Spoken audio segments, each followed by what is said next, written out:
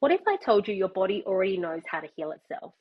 Now, not metaphorically, but biologically. It is literally designed to process and release trauma, but most of us were never taught to work with it. Instead, we were taught to think, to analyze, and to understand. So here's what I would like to ask you. Have you ever had every single insight, named the pattern, understood exactly where it came from, and still walked out the door and repeated that pattern anyway? Now, that is not a willpower problem, that is a biology problem. And today we're going to talk about why.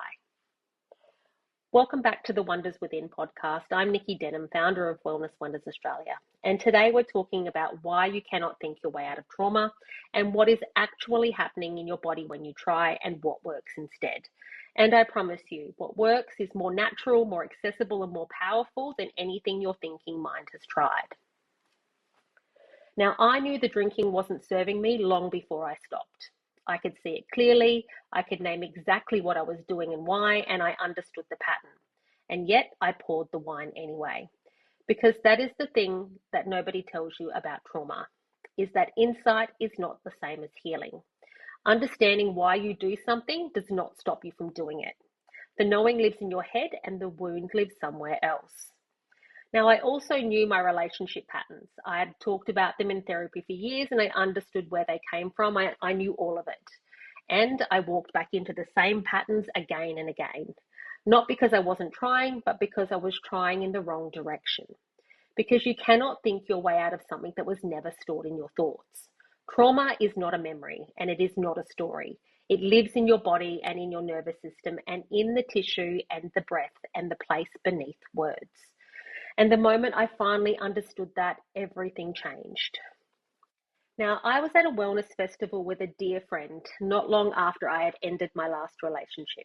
I was raw, I was grieving, and I was about to experience something that would shift me more than 2 decades of talking ever had. Now, we decided to join a group breathwork session, and the breath was quite specific and rhythmic and combined with movement. Now, that movement was shaking and shifting and letting the body do what it needed to do. Now, something started to move in me that I could not have reached with words. One of the facilitators noticed that I was struggling with something and she came up and sat behind me and she wrapped her whole body around mine and she helped me move all of that trapped, stored energy. She simply held me and moved with me while something enormous rose up in me and I shook and I cried. You know, the whole body kind, the kind that comes from somewhere you didn't even know that you had access to. The grief of losing people and myself and the grief of everything that had come before it. All of it moving through me and out of me in a way that 20 years of talking had never touched.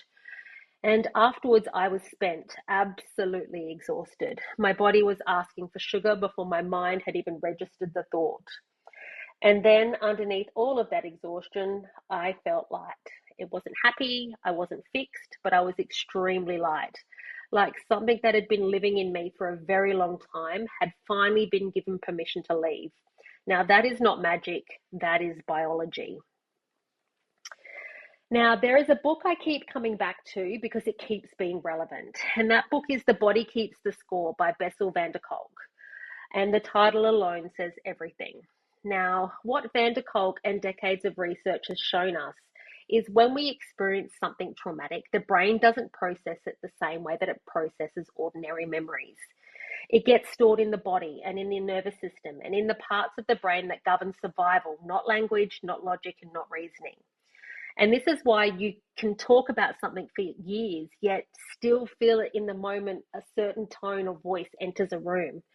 Why your chest tightens before your mind has even registered a threat, because the trauma was never stored in the thinking brain. Now, talking helps and therapy helps and understanding helps. And I'm definitely not here to dismiss any of that because it has helped me immensely over the years. But none of it can reach what lives below the level of thought. And this is why body-based practices exist. Breathwork, somatic movement, and TRE, which is the tension and trauma releasing exercises. Now, these are not just wellness trends. They are evidence-based approaches to reaching the parts of you that words cannot access.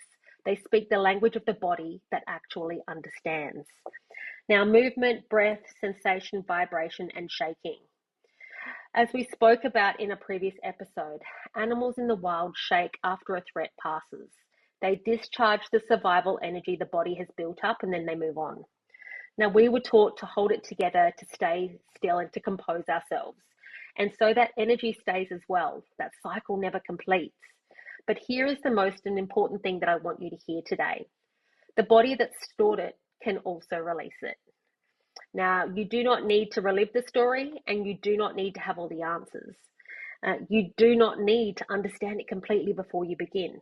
You just need to let the body do what it's always been designed to do and move it through. And that is the extraordinary news. Here is what I want you to sit with this week. So grab your journal, find your quiet moment and ask yourself, where in my body do I feel my stress, my grief, and my anxiety most? Not what do I think about it, but where do I feel it? Is it in my chest? Is it in my jaw? Is it in my hips? Is it my shoulders? And when did I last give my body permission to move that through? Not manage it, not distract it, not even think about it, but actually move it. Now just write it out and just notice, no fixing required. Now when I sat with this myself, I realized I'd spent most of my living life from the neck up. My body was literally just the thing that carried my head around. Learning to come back into my body slowly and with support was one of the most liberating things that I've ever done. And it started with exactly this, just noticing. Now this is your invitation today, and it is a generous one. Now, if this episode landed for you, if something in you recognized what I was describing, I want you to know that this is the work that we do inside the Wonder Circle. The breath work, the somatic movement, the TRE, and the body scan practices. All of it designed to help you access and release what thinking alone cannot. Because you have spent long enough trying to think your way through this. What if you just let your body lead for a while? Now, the link to join the Wonder Circle is in the show notes, and I would love to hold that space for you. Now, thank you again for joining me today. And if the breathwork story stirred something in you, and if part of you wants what I described, I want you to know that this is available to you too. And it does not have to look like mine. It just has to be something that lets the body speak. You have been so patient with yourself, so willing to try, and everything you have done to understand yourself, it has brought you here to this moment, to this possibility. Now, what if the way through was always simpler than you thought?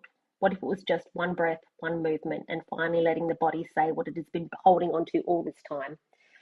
The lightness I feel is waiting for you too. Until next time, bye for now.